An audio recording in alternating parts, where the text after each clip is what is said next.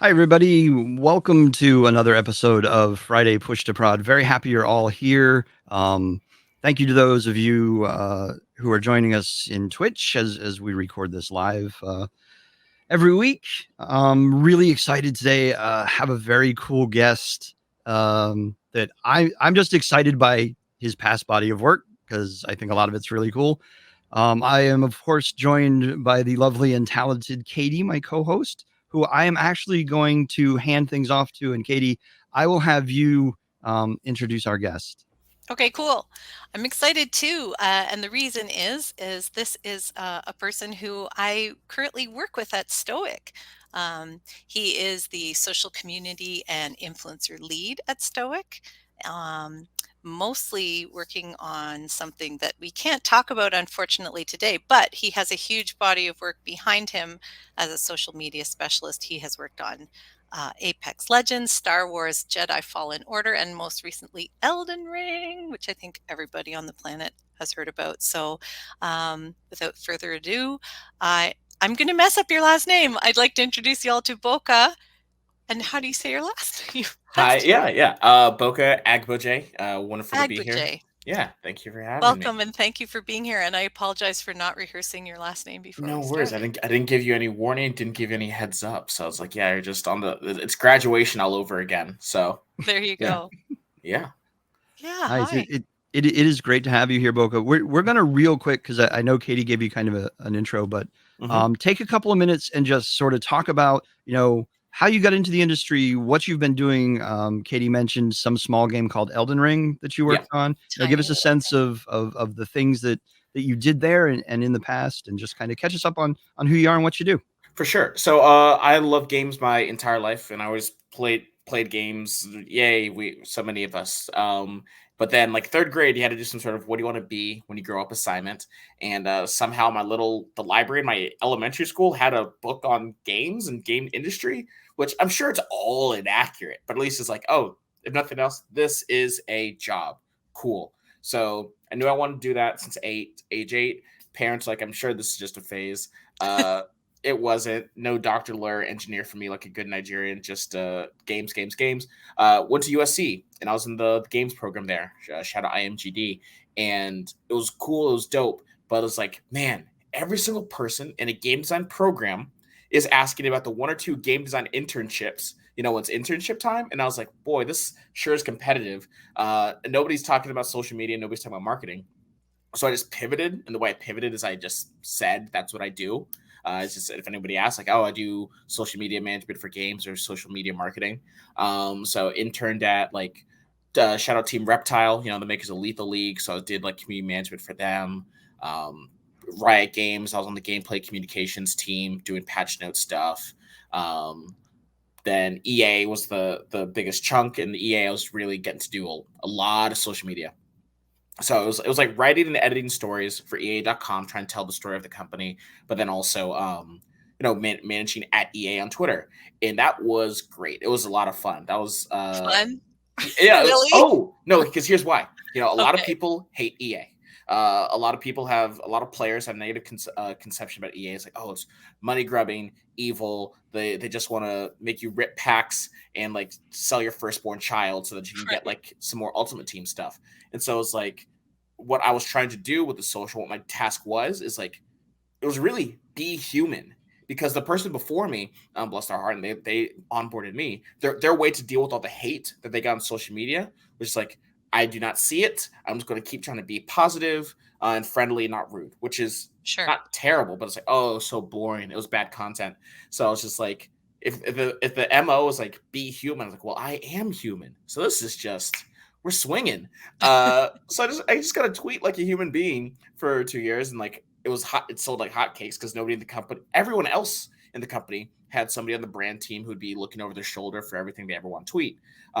Mine, I had people I rolled up to. It's not like I was a loose cannon cop, but still, it's like those people. A, they bought into that mission of be human, and B, they at least had a sense of humor too. So they were down for it. So I got That to, yeah, That's um, pretty cool. That yeah, that that was it's awesome that they gave you the flexibility to do that, right? yes, Because a lot of times, major brands like that, here's the brand voice, here's the Yes. approved messaging. You can change a word or two, but don't go Don't far change the because the message. lawyer's approved and Yes. marketing's approved. So it's really cool, and I think it says something maybe people don't know about EA, Mhm. that they were willing to try. Right, they were willing to give you that leeway to humanize the channel and humanize the company in the process. Yeah, and I was fortunate, and I was in a tight box where, like I said, those I rolled up to believed in it, and that went well. And so they said, okay, let's see if we can take the show on the road. And that's when it got a little bit harder, but it was a cool challenge because, like, all right, so Apex Legends blew up, and this was 2019 February, and so it's like, hey, the person who's doing double duty for community management and social, it's like, let them focus on community. Can you at least backfill for social while they hire somebody full time? So I was down there in the valley for like 6 weeks, of like season 0 of Apex, doing social, and then it just kept going. It was like, okay, do EA Star Wars social, do Command and Conquer social for the remaster, the Skate announce, do spin up the social for that, a little bit of Anthem, So it's a whole lot of tweets, a whole lot of scheduling, a whole lot of analytics stuff. Yeah, so it Tons was of a little different. content. Wow, wow, Yeah, wow. yeah. Absolutely. As someone who currently works on the agency side and was formerly, in a studio, I can totally relate to the idea of, hey, here's my tweet deck that's 5 monitors wide with, 30 different channels that I'm watching. So Mhm. I can certainly understand the juggling act there. Yeah, It's a real challenge.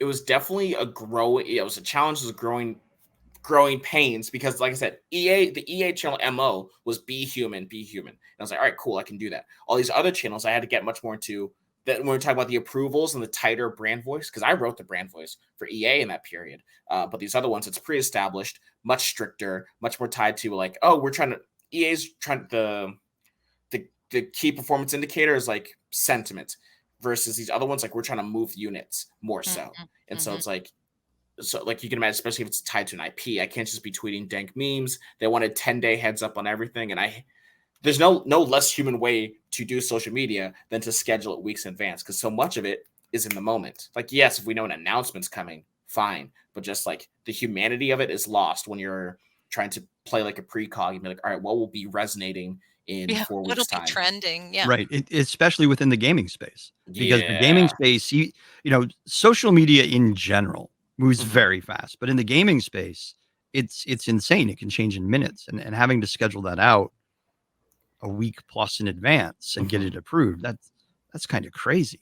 And like I said, it makes perfect sense. Like, oh, game is coming. Trailer for a game. It's like, okay, yes, I will write words for the trailer for that game. But then just like so much of social media is like keeping a campaign, keeping a page warm in between the big stuff. And it's like, if you just let me think of the day of, I could say something day of that's better, more relevant, more resonant. But yeah, I hate scheduling. And so that's why I left and I moved over to no, well, actually, yeah, that's the It's most a good polite word for it.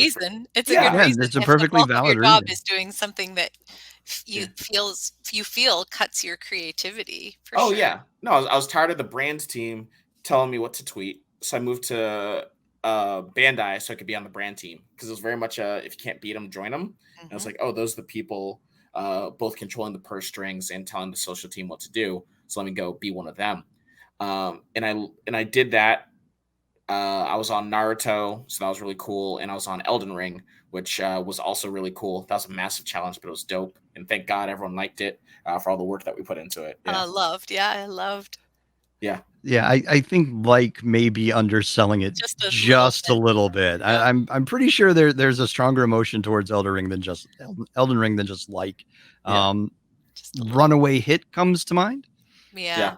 Good job there. Well, Yeah, I was a really very, excellent. very, very, very small piece of that. It was in the works by many, many, many people for a long, long, long, long time. But I did my small part, and then I beat the game, and that was cool. And yeah, and I learned a lot on the brand side, but I came back to do more social stuff because I missed doing social stuff. I think that's where I like to be. Yeah. So Nice. I have a weird question.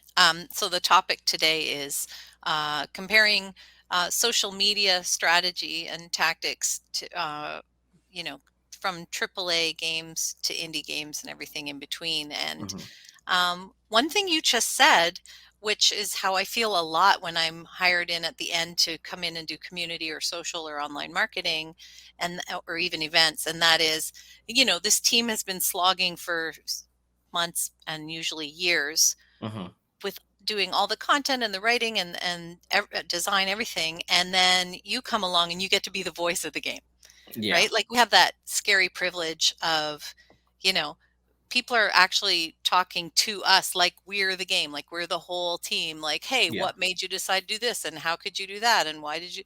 And it's like, we literally had the least amount to do with the making of the game itself.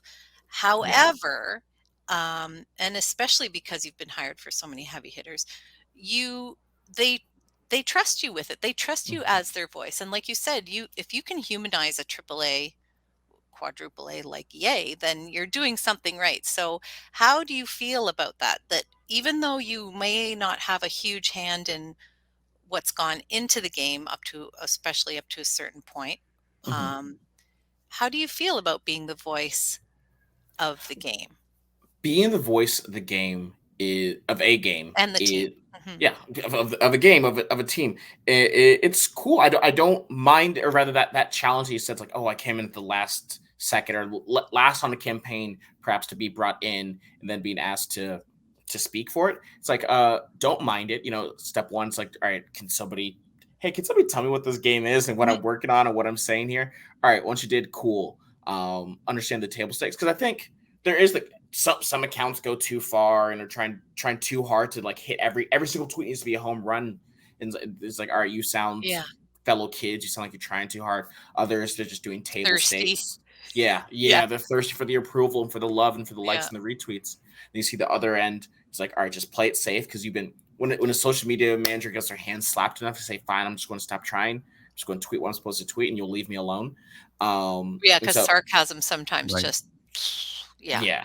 I think sarcasm's never the answer because of that. Because people, you can be cute, but there's that line. Yeah, I think there's that line between being sarcastic, which doesn't always come across, and engaging at the right times in a way that's a little snarky, which almost always comes across. I think when I made like a mood board when I was doing like the EA brand voice stuff, it was like the two old Muppets from the Muppet Show, Stalder and Waldorf, Sister Mary Clarence from Sister Act, right. Conan O'Brien, and I can't even remember who else. But those are the ones that I think of. So a little salty. Yeah. Dry, or rather than, and also don't make fun of the players, and also don't even make fun of the game necessarily, because if it's something people are upset about, let me not joke about it too. It's like, I put in $2,000 into Ultimate Team and the packs aren't being bought, and you're here making jokes about it. It's like, right, you can't like sad trombone those guys at all. You joke what's safe to joke about. You joke about the meta. You joke about the things that people are enjoying. Like, I think there was one like, oh, it was early in Apex, and it's like when you drop in and you can't find anything but like Mozambique attachments, and it was just like the key art for that TV show Naked and Afraid, and stuff like that. So like, how would I tweet about it on my personal accounts if I was discussing this game in a neutral to positive manner? Those are the things, because it shows like, oh, the people running the account are players too. Because especially with a company like EA, people didn't think that was the case. And I think that's a really common misconception is the people running most social accounts are gamers. They are players. They are generally playing the game that they're responsible for on social, or have played it. Sometimes they've been part of the dev process from the beginning. Sometimes, like yourself, you kind of dropped in towards the end to go forward. I think because you've kind of made the point twice now, it's like humanizing social. I think that's one of the hardest things for the reader, for the fan, for the player to remember, is that it's not this brand tweeting at you. It's a person who works for the brand. And there's a real human there. And, and this is something else that I wanted to get your take on, is like, a lot of times if you're the face of the game, if you're the voice of the game, it also puts you in line to be the punching bag for the game, because you're who they see. How do you deal with that? Community in particular has it worse, because community is the sacrificial lamb. It's like, hey, we have bad news. Like if it's an announcement, yes, he'll go on the main page, but also community manager either sharing it or amplifying it, or being present on the live streams, what have you. And it's like, oh, they know who you are, they can dox you, which I've seen happen, or even a step below that, where it's just like, person who's a community manager, they use their personal Twitter account to talk about the game, to do the job, but they also have their own life. So they try to tweet something about their own life. Just hit a new personal record on my mile time. Game replies, game news, game news, game news, game news, game news. No, so it's easier to have that separation when you're doing social media management. People often conflate the two, and the roles are attached and connected. But social media management, I'm tweeting for at EA, at EA Star Wars, at Apex Legends for that period of time. Fine, if you're mad at the game, it doesn't feel like an attack on me. I think the best things like new and upcoming CMs can do is like set up a barrier. Don't let it be your personal account that's doing the CM work. You don't conflate home with work. This is the CM account, and this is where the CM news comes out from. It might even have first name, but you don't need to know first name, last name. Have a degree of a barrier, because besides from the parasocial relationships that might form, it's just like, oh, I want to be able to still be my own person. I don't want to be on 24/7. Yeah. Right. Exactly. Yeah. And I still think some of that bleeds though, because look, the internet's creative. They will find you. They will find your personal accounts, and they will attempt to engage there. For me personally, I've always kind of been 50-50. It's like sometimes I'll respond, as the brand on my personal. Sometimes I won't. It all depends on the context and everything. But you're right. I've seen instances where, once you do it, they stop talking to the brand and they start talking to you. And if you do tweet something personal, if you put something, like you were saying, I just did my 5K for the day. I feel really great. I'm energized now to go get something to eat. Inevitably, you're going to get, why were you out screwing around? Fix the game, right? And that dynamic will exist. Yeah, must be nice, You get to leave the house. Yeah. So during pandemic, it's like, what are you doing outside? Get indoors. Get indoors. Wear your mask. Yeah. No, and I think that's really good advice, both for community managers and social media managers, is to kind of build that wall, like that separation of, if you want to follow me and see what a community manager does, that's fine, but don't talk to me about the game. It's don't weird ask me questions. And the flip side is, don't answer if you're asked. You're saying things that I can't even consider. Like there are ways people could figure out it's me behind several of my accounts, but I don't ever connect the dots for them. Like if they want to figure it out, it's not rocket surgery. I use the same handle everywhere. But a lot of the communities that I'm in, being a community manager, they don't realize I run the social, and vice versa. So I think, just as a girl in the game development, especially old lady in the game development community, that's not something that's advised, right? You just get a whole extra dose of crap if you go down that road. 100%. I mean, I'm a little easier to track down because my Twitter handle is my name. So as soon as you know that Rick is the CM or Rick is the social, everybody knows where to find me, right?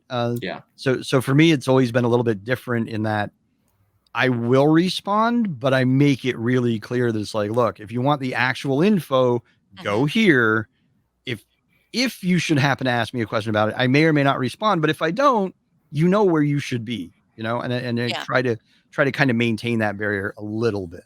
Yeah, if I was nicer with computers and technology and such, I would set up a bot. It's like, all right, if tweet mentioning this account using list array that contains every game that you work on or whatever, like have the bot respond, please direct questions to CM accounts or official account. Just say that. Right. I bet that's doable if I was nicer with technology. So that seems like a worthwhile investment. Yeah. We'll get Avi Schiffman on that for you or something. There you go. Honestly, I'm waiting for it. Here's an interesting comment, actually, from Chosen One. Being the face of the game definitely stopped me from tweeting for myself for a long while, and I'm still quite guarded. I think that's a really good point to make, because I know for me, for a while, it didn't stop me from tweeting for myself, but it changed what I was willing to tweet. Yep. I was, I'm a person. I have thoughts. I have feelings. I have opinions. But Yeah. once it was clear when I was working on certain titles that everyone knew that account, I was vanilla. Yeah. I You're had no super opinions. cautious. I had Yeah. no Yeah. thoughts, because in the back of your head, we all do it, right? We all put tweets my own, does not represent my company, and we You. all know on a certain level, from the player standpoint, that's BS. They Yeah. swear up and down that you're always speaking on behalf. So I totally get what Chosen is saying. But I think there's a way to do it where you can kind of be guarded and make it really clear. Or am I just making things up and I'm misremembering history? Yeah, I daydream about the day that I one day get like in trouble for personal tweets when being working as a social media manager. Not because I'm particularly outlandish, because like it's very specific. It's like Right.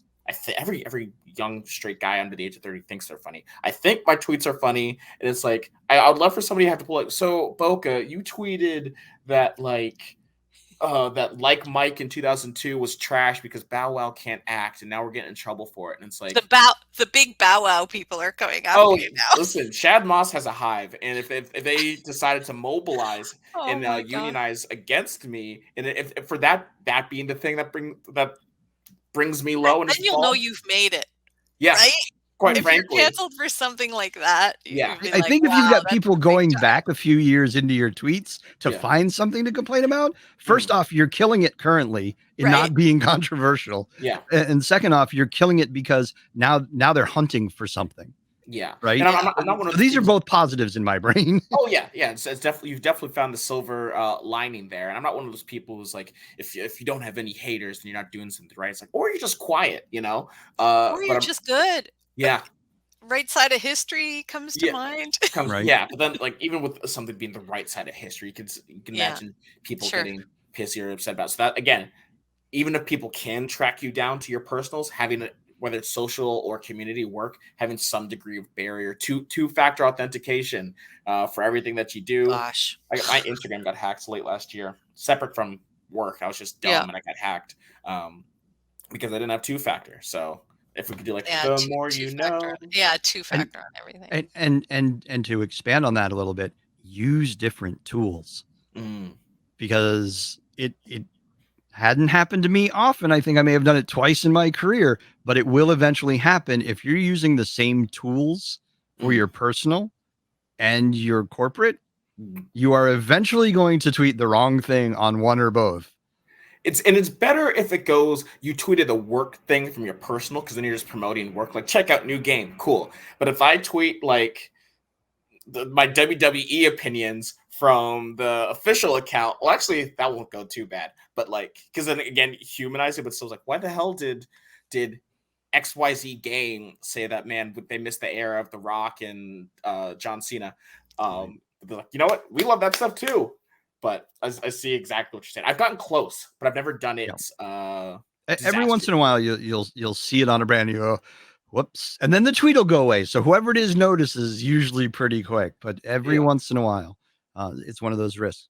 Yeah. So something I was curious about, because we are talking about, what's the difference between doing these things, for an indie studio as opposed to, a triple or quadruple A, like an EA or a Bandai, on a game like Star Wars. Quadruple A today? You did. So we now officially have a new tier of game studio, the quadruple A, which is really weird if you think about it, because in baseball, which that comes from, isn't it the other way? The more A's, the further down you are.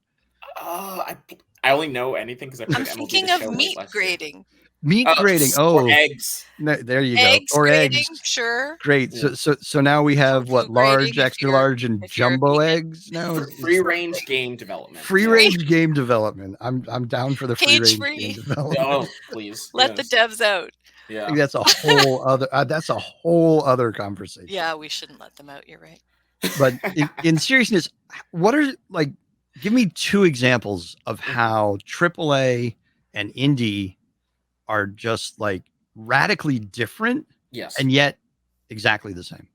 Okay.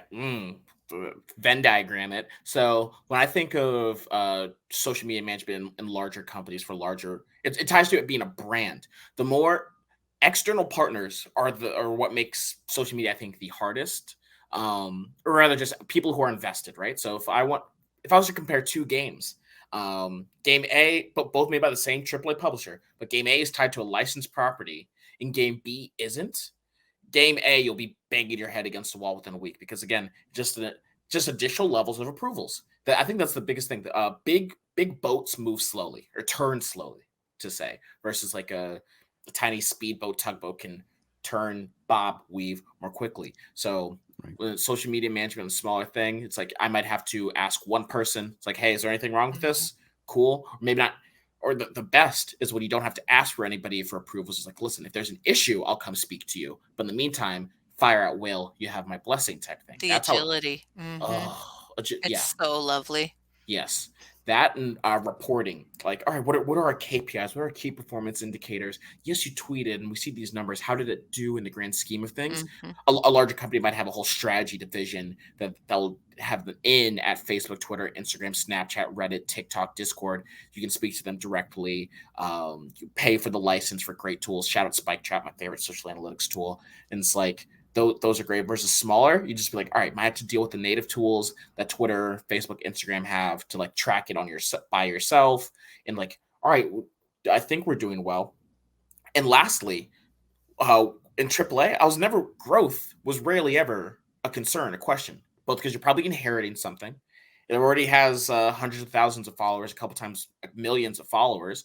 So it's like, I'm not worried about, man, how can we get visible? Versus like smaller brands when it's like, oh, we didn't have somebody at Twitter to talk to, so we don't even have the blue check. All right, I'm happy if we break 100 likes or retweets on this. That's neat, but otherwise, you're dealing smaller, and then growth is one of your key concerns because you're one of the most cost effective advertising. I have to pay money to get the Twitter ads versus the social media manager said something funny that blew up, and it's like, boom, we got eyes on. Suddenly we got 300 new followers and doubled our following. Because we tweeted about WWE from the Indian right account. exactly. Yeah. I think you also have like reverse challenges between a large publicly traded studio like an EA where everything you tweet there's an investor concern, right? Oh, you can't say a certain thing a certain way. Why are you triggering him? Yeah, he's our guest. Why did you drop our stock 2 points today with that tweet, right? That becomes real. Whereas I think like with an indie studio, there is actually a lot of push to grow the channel because that is seen as showing investors that there's an interest and you can raise capital that way. If you have investors.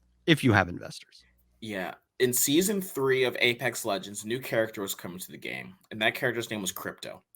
And I was on I was going into work and it saw the trailer, whatever, or saw it was happening. And I was like, I want to tweet out from the EA account, invest in crypto.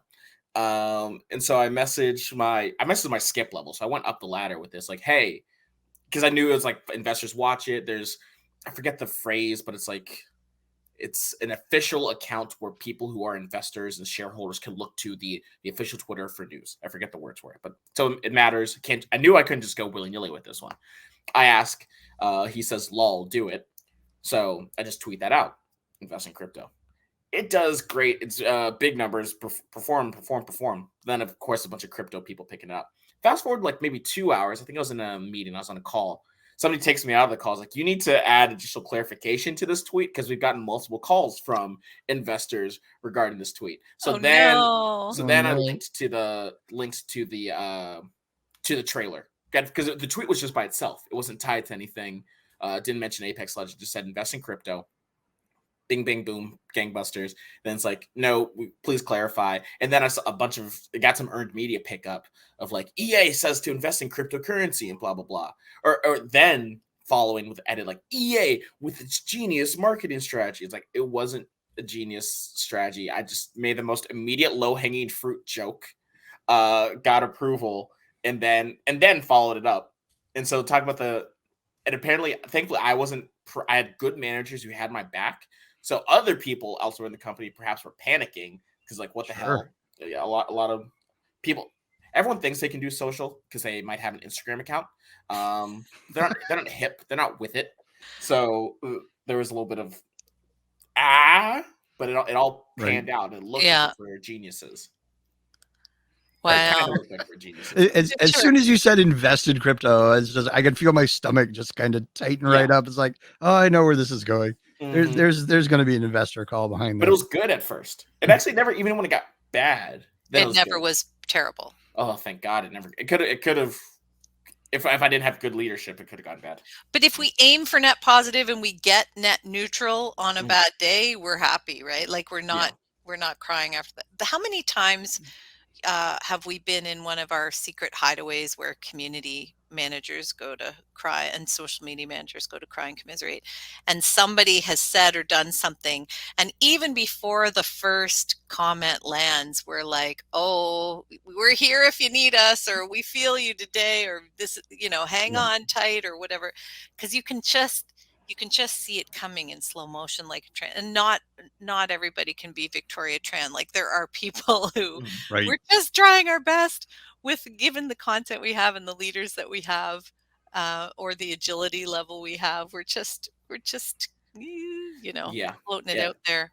A whole book. I've had times where I've advised against using certain wording Sure. or certain assets, and I'm told, usually by a dude, bro. Sorry to say that, but like somebody at the top that's like, no, this sounds cool. It'll be hilarious. It either lands flat or it kind of goes south, and you're just like, no. And you can't say I told you so. You just have to sit there and eat it and try to make the best of it. Definitely. This is a slight twist to what you just said, Katie. But I think about how one of the most frustrating things in social is like you'll have the planned fun. It's like we have an idea that we think is fun, so we're going to actually put not money, but like, all right, time and thought into it. Work. It does okay. It's like, oh, okay, cool. Versus the is random tweet that you just thought that required nothing, lazy Photoshop, and then it kills. Takes off. It kills. Yeah. So, but I think that goes back to what you were saying in the beginning, right? It's like this 10-day pre-approved, post that goes out there and it does the thing and it's fully functional. If you don't have that ability to do that kind of spontaneous, let's see what happens, you lose that. Yeah. You lose that, it You takes lose off. the It's a rocket, humanity. And I feel like generally in social, the readers, the listeners, the target audience is more receptive to something because they know it wasn't approved by 1,000 people, 3 weeks ago. They know that this is in the moment, this is real, and dude, that was funny, right? And it goes. I think you can't underestimate that. With the caveat, everybody listening who thinks you can do social media, and maybe you can, don't shill and don't use anything trending that isn't just all sunshine and flowers to your gain. Just never. I don't even know how to. There's such a balance, right? Like WWE is a great example. We can all use that, for fun or whatever's trending with that. But like, never use. I don't even want to throw out examples because it's so terrible. Anything political or religious or, currently going on in the news that might be giving anybody any kind of anxiety, don't use that unless it's on brand. Vikings attack Spain. Well, I can use that for Stoic because we made a Viking game. Wait, like literal Vikings? Wait. Sure. Oh, okay. Like I'm literally saying, I would never use war to try to get a shot on my game. Like never, right? But but the Vikings television show that's up for the final season, I'm going to say, hey, Gratz Viking show, we love your show, because we're a Viking game and you're a Viking show and we can love each other and all live happily ever after. I'm never going to say something about, or, hey, they found a Viking ship buried in the muck, this is cool. But I'm not going to say, oh, hey, like, Putin's using Viking style to go in on Odessa. I'm not like, know when to use something trending, know when to be that human. Like you don't have to hop on every trend, and you probably shouldn't hop on most of them. Exactly. Yeah. Either it already exists or somebody somewhere is working on it. But I can imagine there's a big book of social media manager, community manager, like mishaps, like a history of them. God, yeah. It would both be fascinating. It would be Alex is writing the book, isn't he? Maybe Alex Engel. That could be somebody who does them at every PAX East. He's like the nightmare CM stories. Yeah. Tales The from dark the side of the games yeah, industry the kind of dark stuff. side of Yeah. the games industry. Exactly. So to Oh, compile man. those, I think most recently the Duolingo owl on TikTok was weighing in on the I know. and I was like, Come y'all on, were killing Duo. it, Duolingo account. And then It's you like had to go there. Yeah, that messed up was your streak, and it's like, don't what? Basically, if it's not fun, if it's not positive, don't touch it.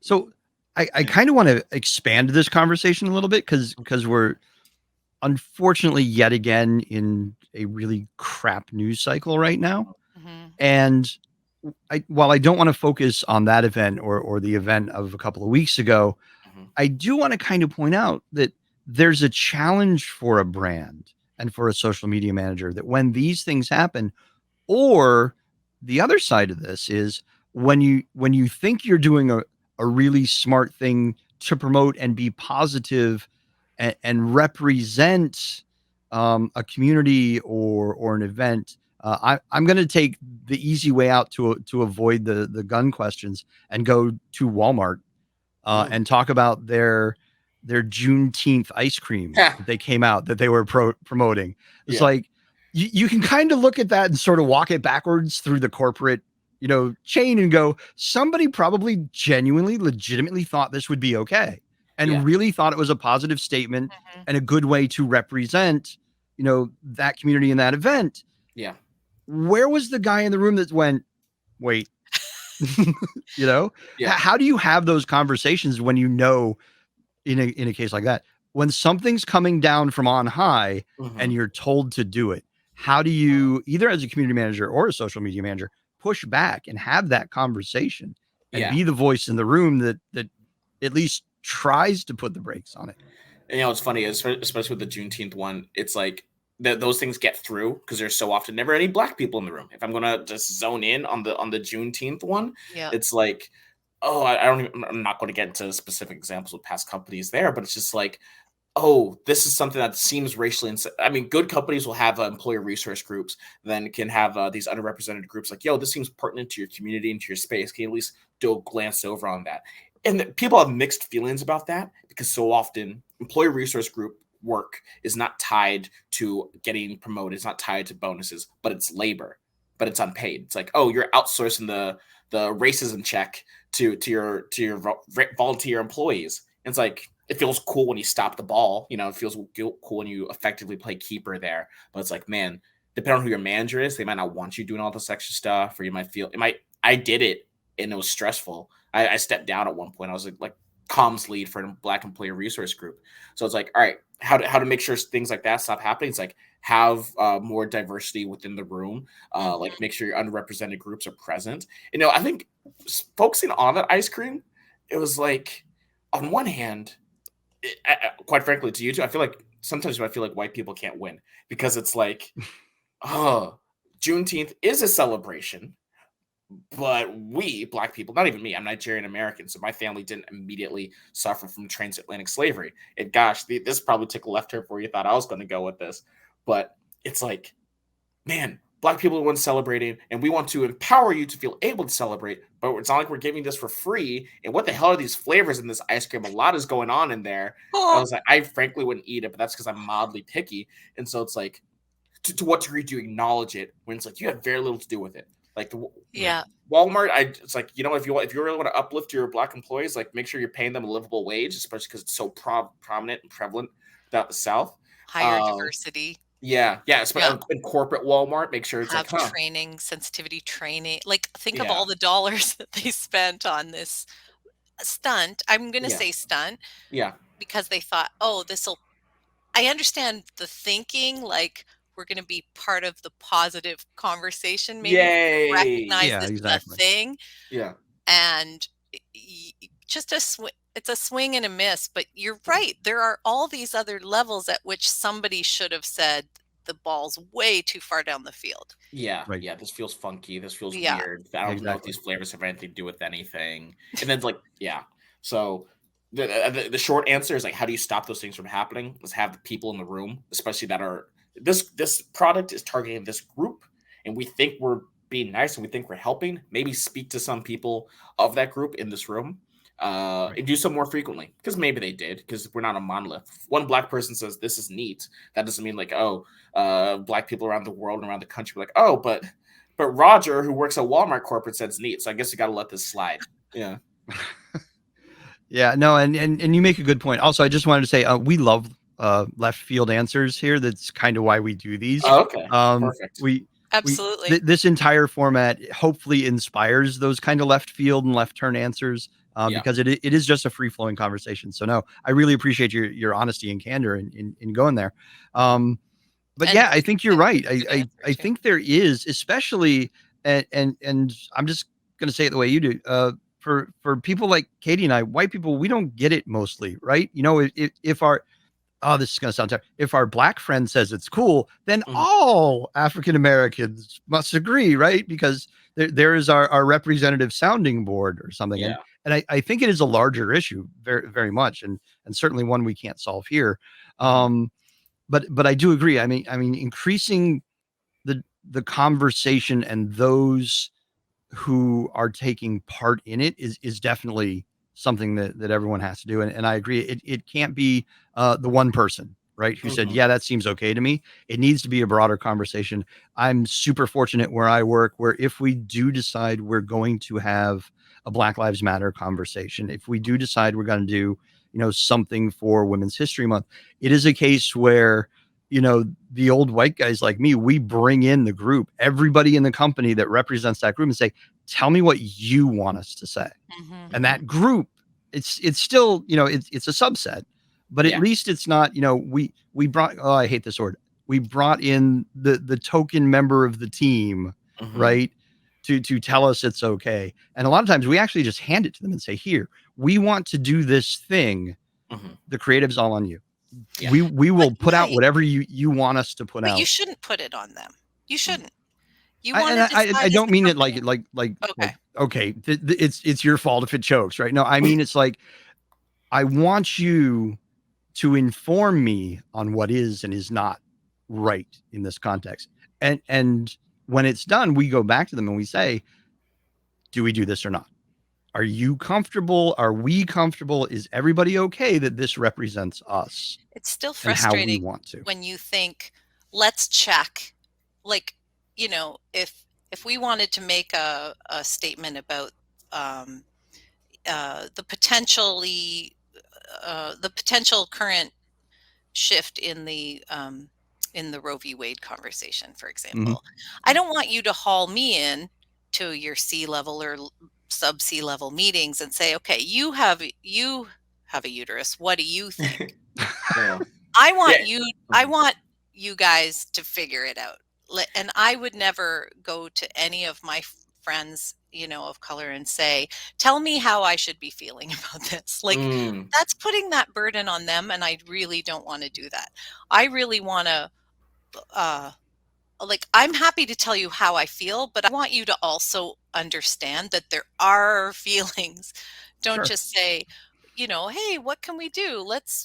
I don't know, let's put our brand name on condoms and hand them out for awareness or something." Like there's just you guys Mhm. can do stuff um without having to bring me in and tell you what you should be doing. Right. Yeah. So And that's why I'll it help feels. Oh, go though. ahead. Go ahead. No, no, you go. I was just gonna say it's like so and I'm not calling you out. It's like so you would be comfortable if at the next trade shows, I'm also not calling out Stoic. No. If Stoic said we're going to hand out condoms and that'll be our statement. Well, that's a weak statement, I think. Yeah, Well, it is. I kind of I agree, will but tell yeah. you, I think Yeah. it was before Boca's time, but we did have a conversation around uh uh like we put up a rainbow stoic logo every June, and it's Mhm. coming up soon. And we have that up because that's representative of people in our company and how our company feels in general, Mhm. and that's important to us as a whole. And that's something we decided years ago, and we've done it every year since then. I think it's been 4 or 5 years. Around Black Lives Matter, we had a conversation right after the murder of George Floyd. We Mhm. started discussing what we should do, if we should do something, and everyone weighed in, everyone on the team. And we decided at the time, because we didn't have a game that was current or something coming out, that we were just going to let other voices be heard. We didn't really feel that anyone was reading us in any large numbers, and that it wasn't something that we felt. If someone had said, you know what, we'd love to hear from you on this, we would have been like, sure. And John would have put out a statement. But at the time we thought about it, and we went back and forth quite a bit, and we said, you know what, for now, let's just support those who are doing the good works and saying the right things, and throwing our support behind them. And that was the decision for So that actually brings up a really good point, and kind of pulls us back to the original topic, a AAA social versus indie social. Yeah. Mm-hmm. Is that one of the things that should be considered when doing social? It's like, as a AAA, we can't say or address certain things because, or as an indie, we shouldn't, because nobody listens to us, nobody cares. Sure. Are those valid arguments? AAAs are super getting tired of it. It came up very recently with a former employer of mine, where it's just like, the murder of George Floyd, we're on like the 2-year anniversary of it this calendar week. And I remember like getting pulled into it. And it's like, okay, you are both a black person, and then B, you are the social media manager. So it wasn't nonsense for me to review it. At least it was pertinent. So I review it and then all right, you have a log statement, pick a pull quote, and that'll be the asset.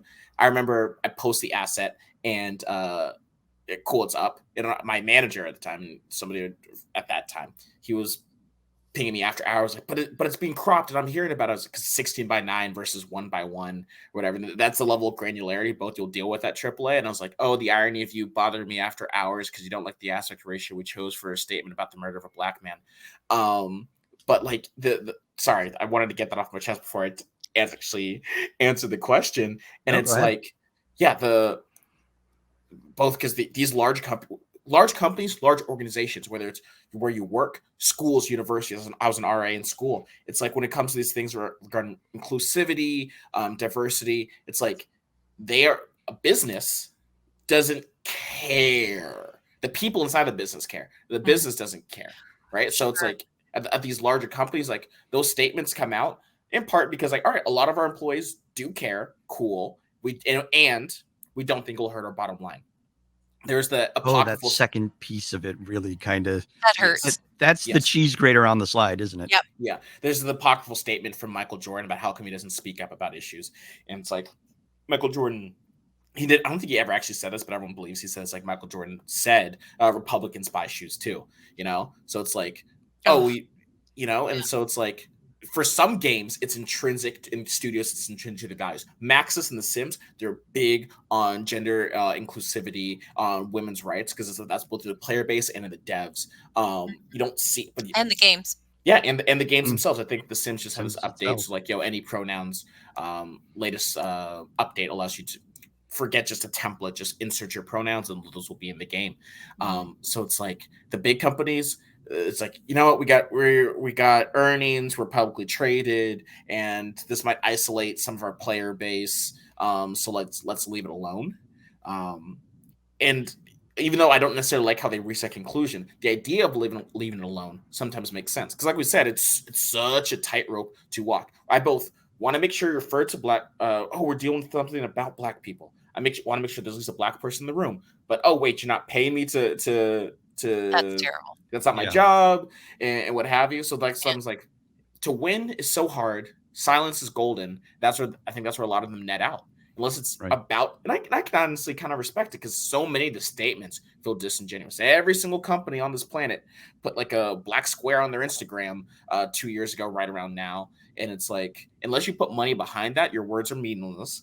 And even then, it's like, is that you put the square, you put the money, but like within your company, are there any black people there, or like, do you have black people if they're all at like entry level, what have you? So, or to your previous point, is the only black person you're asking a volunteer that's not even getting paid to make sure, as part of their job and their career path, that there's representation at all levels. Yes, yeah. Like the ERGs work for both the recruitment, retention, and up level of these employees, but it's like those people volunteers and they're not being paid by the organization. That wherein such work should fall within the remit of HR, people experience type folk. Right. Expand your HR department to make sure that's something that's being considered and thought about consciously when recruiting, because all this passive discrimination requires active and explicit like countermeasures.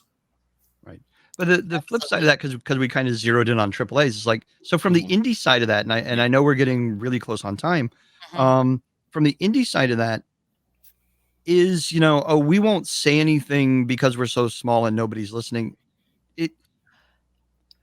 I'm not really sure how to phrase the question here. Is like, is that okay? Which to me, it feels like on the surface that's a perfectly plausible reason. It's like no one's going to hear us in the storm. But at the same time, what does that say to employees? And I also want to, I also want to, and to the comment posted in chat, is it a cop out to kind of say that? Is it saying I don't have to make this decision because probably no one's going to hear it anyway? So I've worked with so many indie companies. I just want to answer quickly. Part of the reason is when you are small, every follower and every like and every comment is so important. Every engagement's really critical. That if you venture out, I mean, I can understand saying something on a dark day, like our hearts go out or, our thoughts are with you. But if you suddenly try to become part of the conversation, like if we said something today about the Texas shooting as an indie studio that's making an FPS, you know what I mean? I think that's being disingenuous. I think you're looking for engagement more than you are actually making a statement. And I'm talking tiny indie studios. So that's why I've always encouraged people not to get into the conversation unless it's something that is truly near and dear to our culture as an tiny indie studio. I think I agree with that. Yeah, if it's relevant to the title, yeah. So that actually thirsty. So and I don't want to do it here and now, but in the future, in an upcoming episode, I would really like to have the conversation. And Boka, if you're up for it, I love some of the things you've said and some of the unique perspectives you've given. I would like to have a very expanded conversation about exactly that. When is it okay for your brand as the brand and within its true voice to engage socially in some of the social challenges today, and how to respond to, because we just saw it recently. I can't remember who it was for the Roe v. Wade thing. An organization came out and took a very strong stance, and the backlash was, shut up and make games. You're a game studio. Nobody cares. And they said, no, we're human beings, right? Right. And I think that goes all the way back to the beginning of this conversation of humanizing your brands and your channels in social. And it's a way longer conversation than the couple of minutes we have left. I realize we've kind of pulled this conversation down that path. I think it's because there's so much going on in the world right now that it's kind of inevitable that we have that conversation, or at least fragments of it. And I would really love it. It was Bungie. Okay. I couldn't remember if it was them or not. And I didn't want to attribute it inaccurately. Yeah. So yeah, I would definitely, if you're game for it, Boka, to come back, in a few weeks, and we'll have the larger, broader conversation about, representation, about is it right for companies to stand up, and is it the company standing up for the cause, or is it the company standing up for their employees who are impacted by the cause? I think that's a valid conversation to have in the future, and I think it's an important conversation for this industry to have, as we're starting to talk about, employees are unionizing, employees are standing up and saying, hey, I'm here, I exist, I deserve a voice, in the things that I'm being asked to do. Right. I mean, Disney's a great example with what's going on in Florida. And I think there's a good hour there that we should have this conversation. For sure. But for this current podcast, to wrap things up, if you had to say, a couple of words on the challenges and joys of AAA versus indies. What are some of the challenges of each? What are some of the joys of each that you've experienced? I mean, Stoic and Elden Ring are worlds apart in terms of, player bases and just, general audience fanaticism, I guess. Yeah. in your experience, and Katie, yours as well, what's it like, that difference? Is it more stressful at the indie? Is it more stressful at the AAA? Where do you prefer to be in that mix? I feel more tied to the financial success of a title within an indie because every single person needs to do what they can to push it across. So that might actually stifle the voice. I'm like, yo, everything needs to move them. Every single person move that financial goal further. Whether it's like every dev doing everything can to make the game great. Even me as a social person, social is a function of marketing. Don't just be cute, market that stuff. Versus AAA. There, ironically given the space to have a different remit, a different focus, that focus being sentiment, to make people happy, to make people smile, to make people feel like, oh, this is a company made up of human beings. That was the biggest difference. Whereas like where you feel stifled and hindered in AAA is like, oh, you're dealing with probably more approvers, dealing with external approvers, you're dealing with licensors, dealing with longer SLAs and stuffy people that both don't get it, want to get in your business. And so that was there's less of that indie because there's literally fewer people. That's how it split the difference. Yeah. Nice. Yeah, I think you hit on all points. I'll tell you my two biggest differences. I've worked for one person and I've worked for 80,000 people. Literally, I worked at a company. Well, I worked at Turner in Cartoon Network, and I literally had to come in on a Saturday for 8 hours to take COPPA law before I could put out a single statement because we were working with children. And I loved it. Don't get me wrong, I love that every word I said was vetted by 3 lawyers and a C-level. Like, I loved that aspect of it. But on the other hand, yeah, there was no agility. You couldn't have an individual thought and then roll that out as the voice of the company, obviously. But working with one guy, as he approved like the first 3 or 4 social posts I did, and after that he was like, okay, you're in my brain, go for it. And it was just that easy. I just said whatever I wanted whenever I wanted. I think I love both for different reasons. But I'm currently working for 6 indie companies, so I think where I like the most. So yeah. I can totally relate to the multi levels of approvals. Coming from Warner Brothers Games and working on the Lord of the Rings IP. There are an awful lot of people you got to talk to, right? Thankfully, we got to a point pretty quick where, like you said, they were like, "Oh, you're in my brain. You're safe. You're not going to bury us." Yeah, you get that level of trust, right? Yeah, With me, you it's going to can be build that checking with trust. Boka. Hey, can I say this? Can I do that? I think we're in the best of both worlds right now because we're growing rapidly. We can't say why, but we still have that indie vibe with the team itself because we started small and we grew. It's right now. I don't want to speak for you, Boka, but I feel like Stoic is in that sweet spot between 3 lawyers and 3 guys making all the decisions.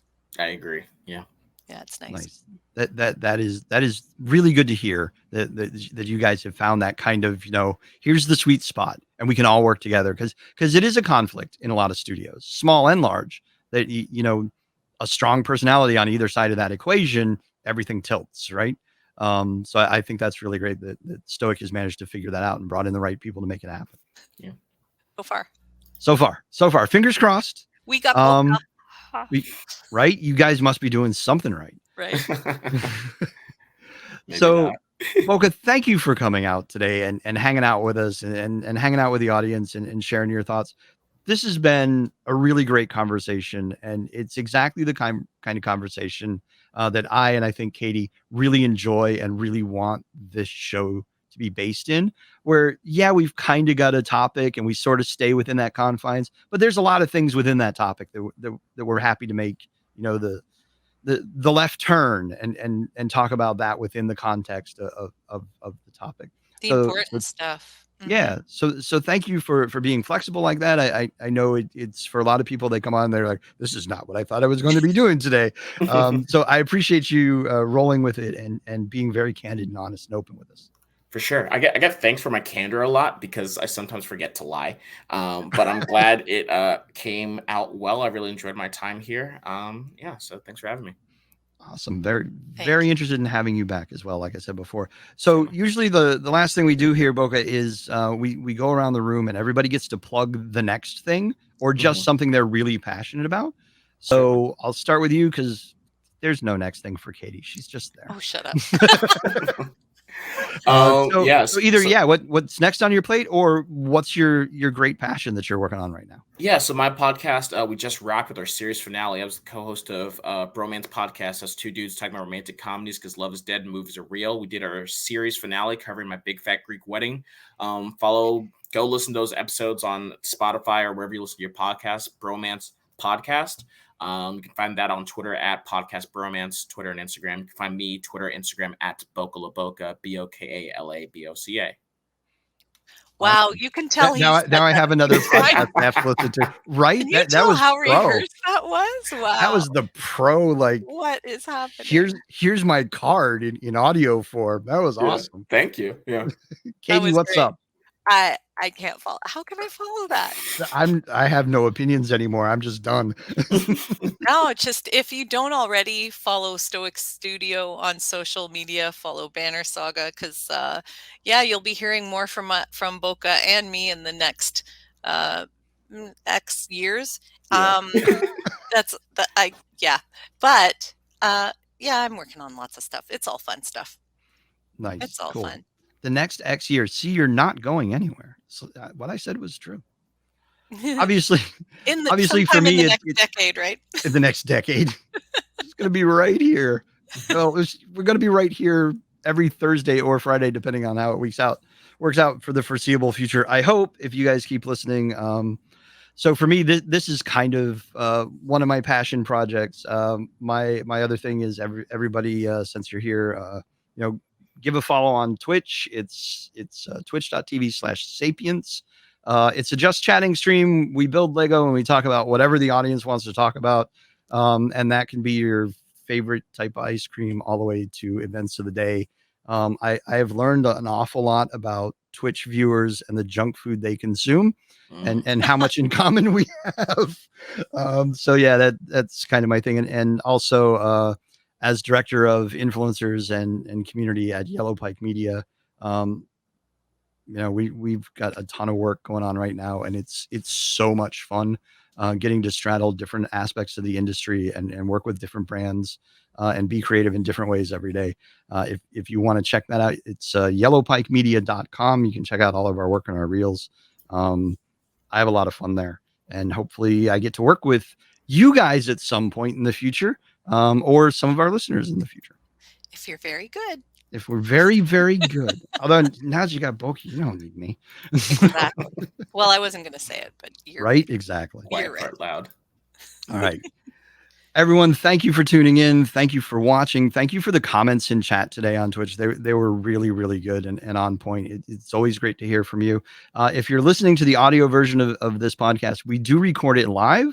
Follow us on Twitter at Friday Push to Prod, and also on Twitch at Friday Push to Prod. The word 2, not the number 2.